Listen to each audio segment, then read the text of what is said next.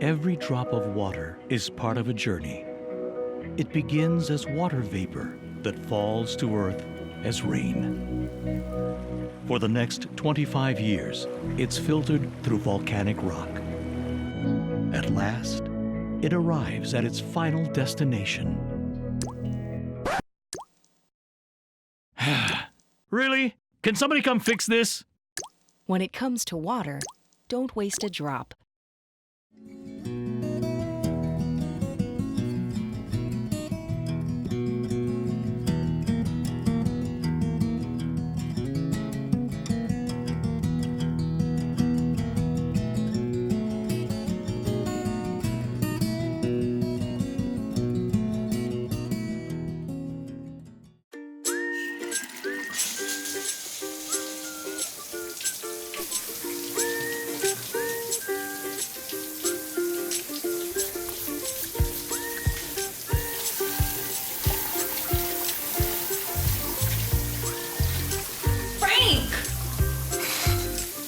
You don't have to go to extremes to save water. For easy water-saving tips, visit boardofwatersupply.com. All right, good afternoon, everybody. Always great to see you. Year is quickly running by us. It's already more than half the year has gone by. So this is July 22nd, 2019. This is the regular meeting of the Board of Water Supply. And I'll start with the items requiring board action. And the first we have here is the approval of the minutes of the regular meeting held last month on June 24th. Prior to this meeting, Board Member Soon did approach me with requested change. But prior to that, may I have a motion so we can discuss further? Okay, it's been moved and seconded, and as I mentioned, there has been some discussion. So if you turn to page 11 of 15 from last month's meeting, yeah, June 24th. Minutes of June 24th, page 10 and 11 of 15. On the very bottom of page 10 is a sentence which Board Member Soon has requested to be stricken,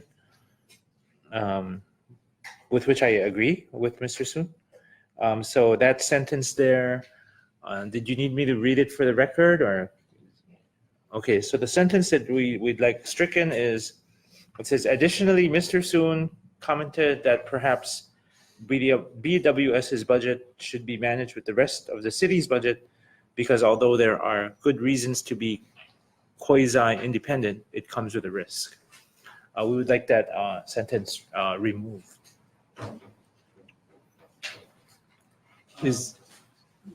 Okay. Yeah, I think I know exactly which sentence. I'm looking at it. Okay. It's just that I'm sure you used exactly the right words, the same word, but I think it had a bigger context. And so without the context, It doesn't. Okay, it's so not logical. okay. Okay, is there any questions or discussion on that matter or any other matters regarding last month's minutes? Okay, hearing none. I guess the motion would be to adopt the minutes as amended. Okay, all those in favor say aye. All those opposed say nay. All right, minutes are approved as amended. Thank you. All right, next item requiring board action is the adoption of resolution number 900/2019, authorizing up to $50 million of principal amount of Series 2019 State Revolving Fund Water System Revenue Loans. So this is basically a request or a approval to authorize an authorized officer of the BWS, I would presume to be our manager, to execute Series 2019 loans and under the SRF program. It's a program funded by the United States Environmental Protection Agency under the Clean Water and Safe Drinking Water Acts. Manager Lau, would you care to elaborate?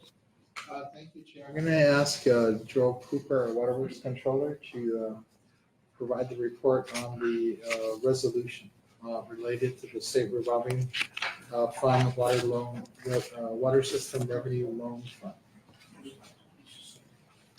Okay. Good morning, Chair Andaya, or good afternoon, Chair and board members. As you were saying, the State Revolving Fund is a program funded by the United States Environmental Protection Agency under the Clean Water and Safe Drinking Water Acts. The BWS has been participating in this program since 2004. They generally provide low interest rates or low interest loans to water agencies to improve their infrastructure. In June of 2013, the board approved Resolution 834 for $50 million in SRF loans. We were able to negotiate 7 loans with that authorization that had a total cost of capital between 1% and 2%. Each loan may have slightly different terms and conditions and interest rates, but in general, the loans are very favorable. Actually, we have since retired those higher interest rate loans. Those at 2% have been since retired. So currently, our SRF loans under this resolution are between 1 and 1.5% total cost of capital. With those loans, we were able to support 22 various infrastructure programs, which are listed in the letter.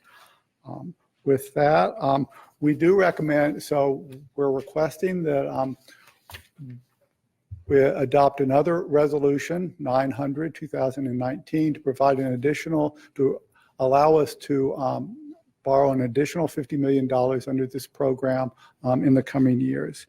And again, this will be used for various water infrastructure projects that we will undertake in the next 4 to 5 years. And so we do recommend that the board approve this resolution. Are there any questions or comments? No, I like the backdrop, by the way. Okay. I think you're going to do a presentation. I think there's our packets have a presentation here, but I think you've covered it quite well, actually. Okay, yes, that was a presentation that we weren't going to present as a slide program. Okay, yeah, I do think you've covered it quite well. But I'm happy to address any of the other questions you may have. You have a PowerPoint in paper in front of you or on your iPads. The revolving loan fund is for drinking water. There's also a fund for clean water fund, revolving loan fund for wastewater projects. For us, it's the drinking water revolving loan fund that's very important for us. Supported by both the US EPA and the state of Hawaii. The state of Hawaii contributes toward this fund also. It's a very effective program. Just one more time, these loans, this program was anticipated in our financial package. Yes. And how much do we have outstanding on the previous RSF loans, SRF loans? Just a moment. The 50 million. Yeah, just earlier.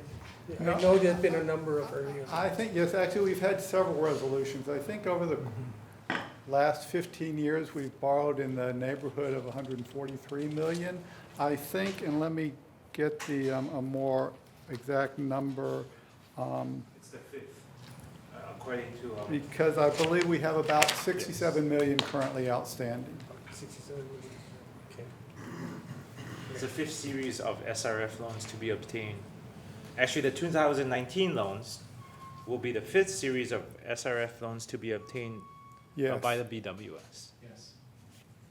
So about $63 million in current SRF loans. That's correct. Thank you. Thank you.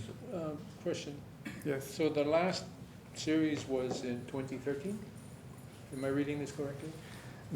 Yes, the last series, we did also issue a separate series. This series is for a bundle of loans. Right. We do not have any specific projects anticipated. There was also another resolution, I believe, in 2016 to do the ESPC program, the Energy Performance, the Energy Savings Performance Contract, which you may notice out in the parking lot where we're installing photovoltaic cells. If the board would like, we could actually bring the PowerPoint up. Okay, is that PowerPoint loaded? It's not, it's on the. No, I don't think it's necessary. I just wanted Okay. to kind of get an idea of what you've completed so far since 2013, plus the 2016 one that you mentioned. That's basically what I was getting at. Yes. Is that, how much of that percentage-wise that's completed? Or it just keeps So- rolling? Well, I'm not sure I understand your question. Uh, So we've borrowed a total of $143 million, and we currently have $67 million outstanding in loans. Okay. So we've paid off roughly $80 million. Oh, okay. Is your question on how many of the SRF funded projects have actually been completed Yeah, in roughly. terms of through design, through construction? Yeah. I think we'll have to get back to you on that number Okay. unless you Yeah, have that number. no, I don't have that. Okay, that's fine. I'm just curious on how much of that's been completed. That's all I have. Okay. We can get back to the board later with a estimated number of projects actually completed through the program. Okay, that would be appreciated. I know in our packets, there is quite a long list of different projects. I think these are just some of the projects that were funded in part, at least, by these SRF loans, but we can get a, The list that's before you is actually, yes, the list that was funded by by the last resolution that I quoted. And so, yes, we actually have, the list is longer than that, but those are just the ones presented by this last resolution. okay, So we'll provide a list at a future board meeting on the number of projects completed using the SRF funds. good, good. Okay. You know what would be also nice is if you told us at that time with those projects, what, how much was saved by utilizing these versus floating other kinds of bonds. I'm assuming you're going to this market because we get cheaper money here. So Yes. how much are we saving? Yeah, we'll have to work on Just estimating. the Yeah. ballpark. you know, Yeah, over time, the revenue bond market rates have fluctuated, so we'll have to kind of give you an estimate of Yeah, yeah. the actual savings. For example, right now, we're looking at, is it 1.5% cost for the SRF Right, loans? currently it's about 1.5%. And Joe, what is the current revenue bond market looking like in terms of interest rates? I don't know, I think we were well, I actually think in our financial forecast, we were using 4.5%. I think actually it's somewhat lower than that now, and who knows what it will be when we go to issue bonds. And also the SRF programs rates have varied substantially over the years too, and there have been times when they haven't been as attractive, but currently they are very attractive, and the program also has some other incentives that we can discuss at the next meeting. And I just want to say that we appreciate the State Department of Health drinking water branch, Safe Drinking Water Branch, being willing to listen to our concerns in the past. A number of years ago, when their cost of borrowing was actually higher than the market, and I think they listened to us and dropped their cost for borrowing from this Yes. program. So we appreciate the support of the state of Hawaii on this program. Now, you said that the money flows from EPA through DOH to users such as ourselves. We pay that back to the state. Yes. And then the state has a revolving fund. So is that fund continuing to increase dramatically? I don't know if I'd use the word dramatically. It's a growing fund. It's, Each year, But it's not going back to EPA? it's not going back, so, Staying here. and there, so the EPA gives the state, all the states, a grant to use, and I believe the state also has an obligation to match that grant. I think it's maybe at 10%. So, and the state has some discretion as to how they award those different, buckets of money. And then, but then, yes, when we pay off our loans, actually those amounts get put back into their bucket and they loan it out either to us or the other water agencies. So it is a revolving, and it does stay within the state, and no, it doesn't go back to the EPA or the mainland. It continues to grow, obviously. Yes, so It's a good As long theoretically, as we're using the money. so it continues to grow. These are, in general, 20-year loans, so obviously the money will stay, revolving or stay invested for that amount of time. So it does take some time for it to build up to grow, and I don't know that we've actually reached the 20-year mark so that the original funds are available now, but yes. All right. I was just gonna say, shoot for 0% interest. we can That's always, pretty damn good. we can always ask. That's pretty good at 0. I think part of their cost of borrowing helps to offset staff costs to administer the program, so. And there's also the added incentive when we borrow municipal bonds. They give us some money right away, and we start paying interest and amortizing that cost right away. With the SRF program, we draw on the funds over the course of the project, which could go on for 3 years, and we don't start to incur interest costs on those funds until we actually borrow them. So it actually gives us an added boost, and I know when we were analyzing some of the cost of borrowing on municipal bonds, it was quite significant to be able to save that interest over the 3-year construction period. Okay. Any further discussion before I ask for a motion? Okay, this does require a board approval, so is there a motion to approve resolution number 900, 2019? Second? Okay, it's been moved and seconded. All those in favor say aye. Aye. All those opposed say nay.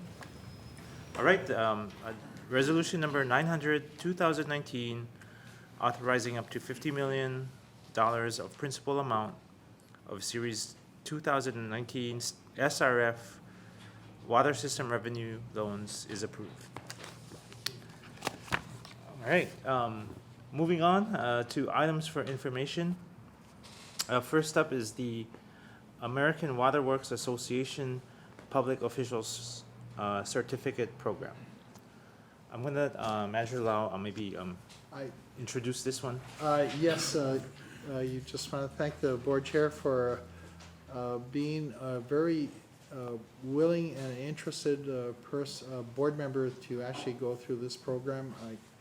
As far as I've been here now 7.5 years as the manager and chief engineer, and the board chair is actually the first board member there. Take the time and make the commitment to go through this certificate program.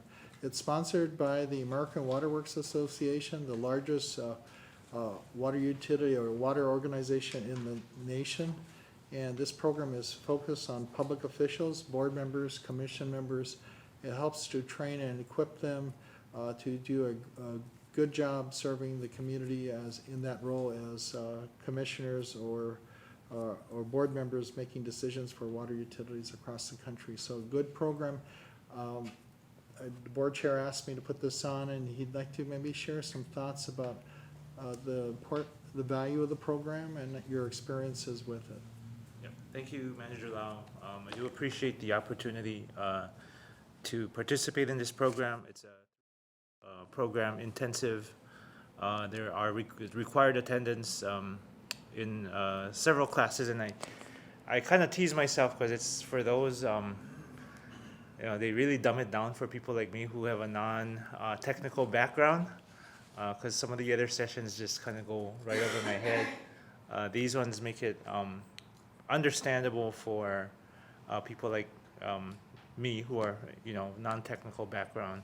I would highly recommend it to any board member who does not come from a technical background, and even if you have a technical background, I think they have some great discussion, not only on stuff like infrastructure, operations, and maintenance, but they also talk a lot, which is my favorite part, about system metrics to be able to reduce risks and improve the financial decision-making process that we undergo here at the board. It took me a little while here on the board to get up to speed and get comfortable with the different decisions and budgets and things that we're making. I really highly recommend it for all new board members. We are willing and able to support any board members that would like to go through this program. It does require you to attend the annual conference of the American Waterworks Association, so it's highly recommended. If you're able to take the time, this gives you a good set of information and background to do even a better job here on the board. Thank you. Yep. Thank you, Chair. Thank you. And I want to again reiterate my appreciation for the departments, sending us or giving us this opportunity to attend the annual AWWA conference. I believe Member Sword also attended this year. It's great. It's you get to know a lot of the people from the department, people from neighbor islands. I think it's very important, and I'm really happy that we're able to have this opportunity. One of the highlights, as always, is the pipe tapping team. Did pretty well this year. I think they were third or fourth after the first day. Not sure where they ended up overall, Yeah, but the second day was tough. the second day, okay, well, let's just leave it But they at did great on the first. leave it at that. Yeah, Yeah. but I think it's a way to bring everyone together, and thank you for that. And lastly, I do want to thank my fellow members, board members. I understand when I wasn't able to be here last month, I was re-elected as chair. Congratulations. They say you don't show up. Yeah. Really appreciate the vote of confidence.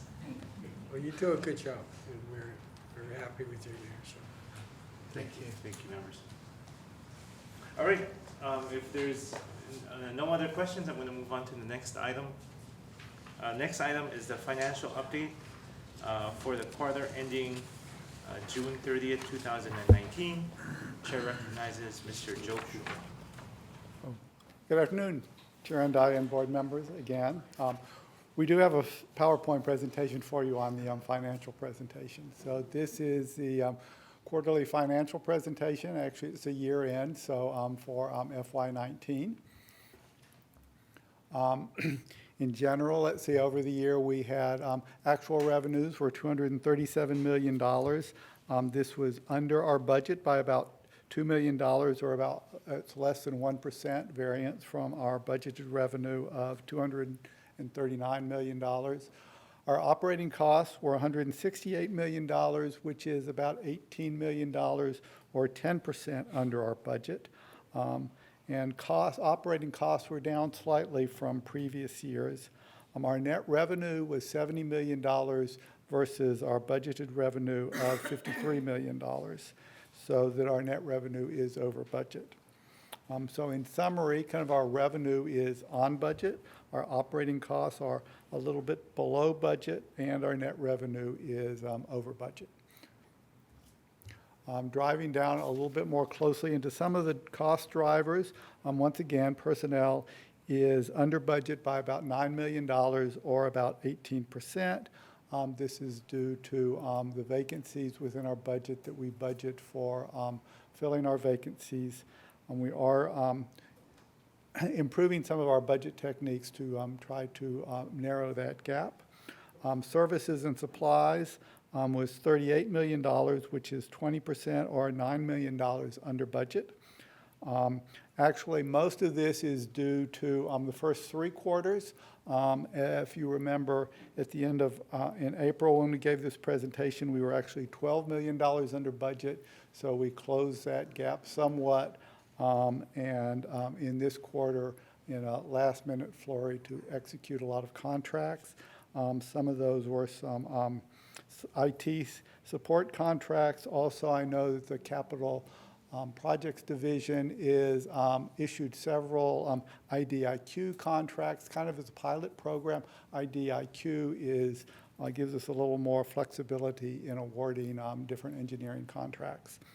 Repairs and miscellaneous is $1 million under budget at $14 million. Equipment is $4 million under budget at $1 million under budget at $4 million. Utilities is over budget by about $2 million, which is about 6%. That's primarily due to rising fuel costs. Actually, our consumption went down 600 million kilowatt hours, but the cost per kilowatt hours continued to grow, and that produced an over budget variance. And then our debt service is basically on budget at $21 million. When we look at the different categories that compose our operating budget, actually we have an interesting change this year. Generally, fixed charges is our largest segment, but this year and this quarter especially, material services and supplies started to move into first place with 31% or almost $52 million in expenses. And fixed charges is our second largest at about $51 million or 30%. That includes the utility fees, which we just discussed. It also includes our case fees, which are fees we pay to the city to help us manage some of our administrative costs. And it also includes our retirement and post-retirement employee benefits. Personnel cost is the third largest cost at about 24%, followed by debt service at 13% and equipment at about 2%. This slide kind of breaks down the different operating costs as compared to budget. Again, you can notice that personnel cost is under budget, again, due to the vacancies. Materials and supplies is about $10 million under budget. Equipment is slightly under budget, but not much. Also, debt service is is slightly under budget, but pretty close to budget. And our fixed charges are actually slightly above budget. And this is the fixed charges is primarily due to, again, rising utility costs and also the employment costs with the ERS spiking invoice, which came in at around $1 million last year. This graph compares our operating costs on a monthly basis and a year-to-date basis. The year-end, our operating cost, as discussed earlier, was $168 million, which is about 10% below our budgeted costs. And you can see how the operating costs vary month to month. The expenditures in May and June are actual expenditures are somewhat higher than budgeted expenditures, which again reflect when I talked earlier about how our services and supplies had eclipsed or outpaced some of our previous quarter's spending. And finally, we have our budgeted revenue, both on a month-to-month basis and a year-to-date basis, and it is within actually less than 1% of our budgeted revenue, and we're slightly under budget in revenue, about $2 million. And that concludes the financial presentation for this quarter. I'll be happy to answer any questions or comments. Members, any questions? I just have one. So referring to the pie chart that you Yes. had up here, and you mentioned how there's been a shift in terms of the largest component of expenditures is now material supplies and services, Yes. whereas before it was fixed charges. Is that change reflective of our policy change to try to ramp up our, CIP budget, or our ramp up, So the wrapping up of our capital program, Yeah. And a big components are pipeline miles per year, right, to go up to 21 miles in the next less than 10 years now, is reflective in terms of some of the services that we need, and personnel services, additional capacity in the staff. But in terms of material supplies and services, I think this has been driven by some of that cost, but I think there's been other costs that we've been looking at for different studies, different services that we need to operate the water system. So I think this year, Ellen, if I go by memory, some of the things that we're looking at is the American Water Infrastructure Act of 2018 to do the self-certification in terms of resiliency of our utility, to do that evaluation of our entire system, different aspects of it. I'm sorry? Increase in paving. Yeah, the emergency, the repaving cost has gone up to repair roadways, for main breaks. What was the others? I think we had some source water protection budget, studies budgeted for there, some consultant work there. So some of those things are, I think, driving it.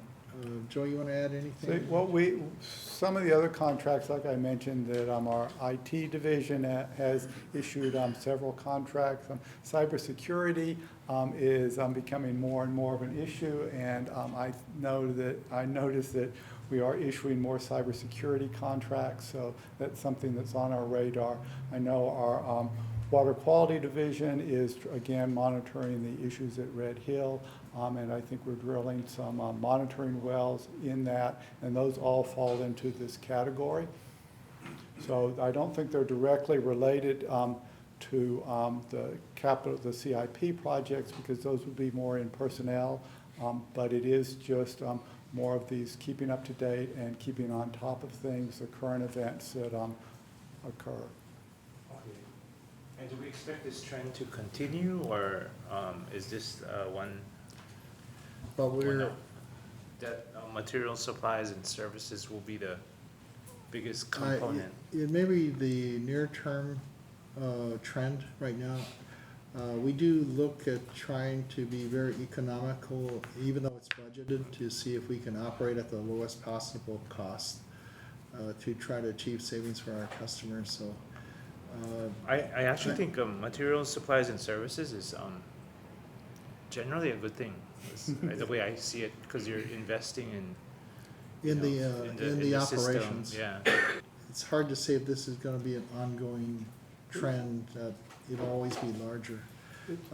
Material services and supplies has always been a large part of the pie, and so and it's moved from there's $1 million difference between the two categories right now, so it's really hard to say whether this trend will continue and it will continue to be number one in the category or not. But so it's really kind of too early to tell. Okay. All right, But they do tend to be a little more variable costs.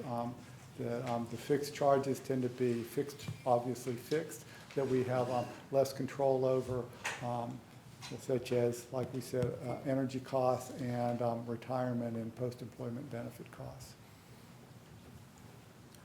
Okay, good. Members, any further questions? All right, this is an item for information, so I believe, I just thank you very much for the report. Thank you. Thanks, Joe. Next item for information is the status update of groundwater levels at all index stations. Chair recognizes Mr. Barry Usagawa. We thought it'd use a screen for the presentation. So, Mr. Chair and members, no aquifer wells in low groundwater status for June 2019.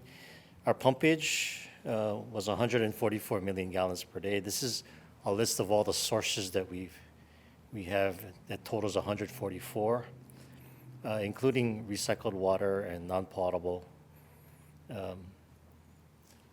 I believe some of the MSNS also pays for the expansion of our recycled water treatment plant, as well as the expansion of our conservation program and our watershed management programs too. But anyway, the rainfall index for June was pretty wet, 174% of normal.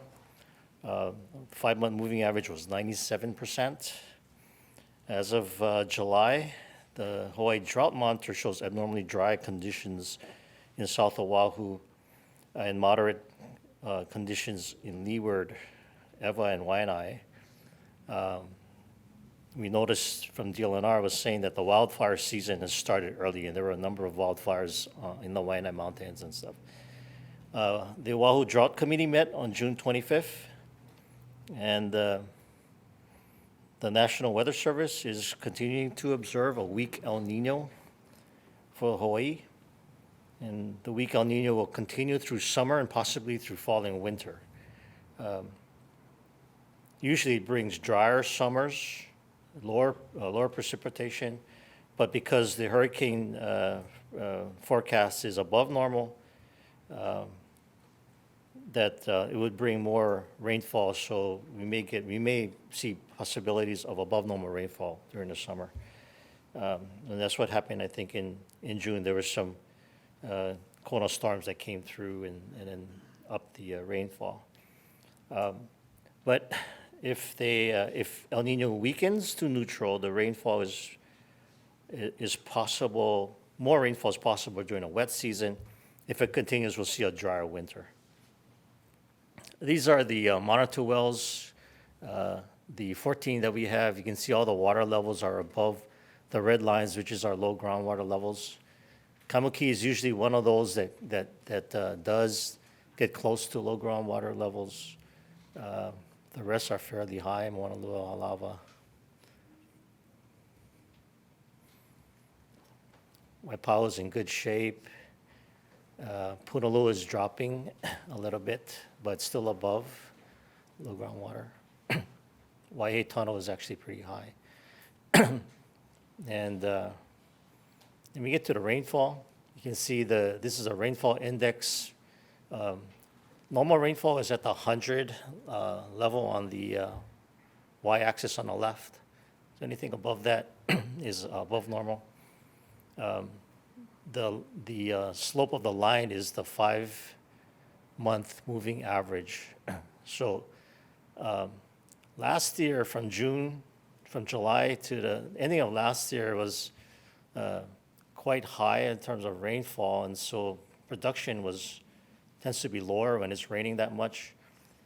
In the earlier part of this year, rainfall dipped below normal, so that's why pumpage in the early part of the year, which is this graph, was above our 5-year monthly average, but 144 is right on the average now. So we'll continue to track it and monitor it as we go through the summer months and report back. And that's my report. All right, members, any questions? I think we can feel pretty fortunate about this. I was just on Maui. They have some water usage restrictions. They also had 9,000 or so acres The in fire, a brush fire, yeah. large brush fire, central Maui. Thank you, Mr. Osagawa, for the report. I think the last item for information, we have the water main report. Water main repair report for June 2019. Chair recognizes Mr. Mike Fuke. Good afternoon, Chair and and board members. During the month of June, we had 27 main breaks. For the fiscal year, we had 328, which is not exactly going down, but it's not exactly, thank goodness it's not going up. Most significant break we had actually occurred on June 22nd on Kamehameha Highway. The main size was small, it's a 6-inch main. This was significant because the break occurred right in front of the Kaneohe fire station, which is traffic-wise turned into a nightmare. So that was the most significant one we had. On the average, 6, 8, and 12-inch lines took us about 18 hours to repair each break. The 20-inch one that you've seen, it wasn't that bad because we had pretty good access to the main, so we got that done pretty quickly. The leak detection team surveyed approximately 45 miles, and they found 9 leaks that we addressed immediately before it became a major problem. Okay. Have any questions? Members, any questions? All right, hearing none.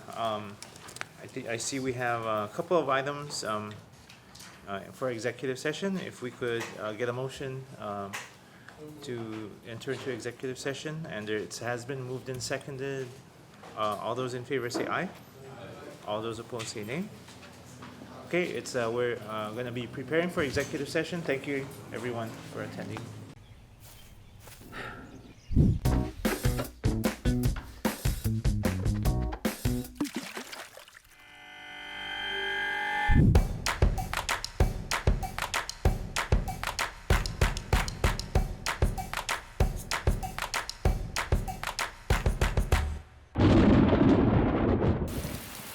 You don't have to go to extremes to save water. For easy water-saving tips, visit boardofwatersupply.com.